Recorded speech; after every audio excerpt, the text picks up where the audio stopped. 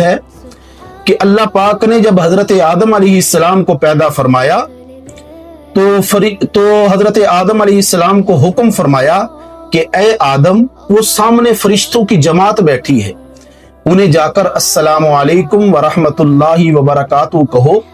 تو وہ جواب جو دیں گے اس کو محفوظ کر لینا، یہ تمہارا اور تمہاری اولاد کا سلام ہوگا اور ملنے کا طریقہ اور انداز ہوگا۔ چنانچہ حضرت آدم علیہ السلام نے فرشتوں کو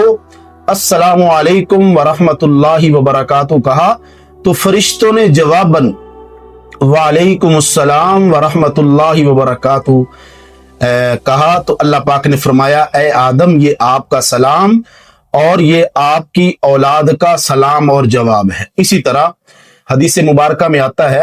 جناب رسول اللہ صلی اللہ علیہ وسلم ایک محفل میں تشریف فرما تھے، تو ایک صحابی آئے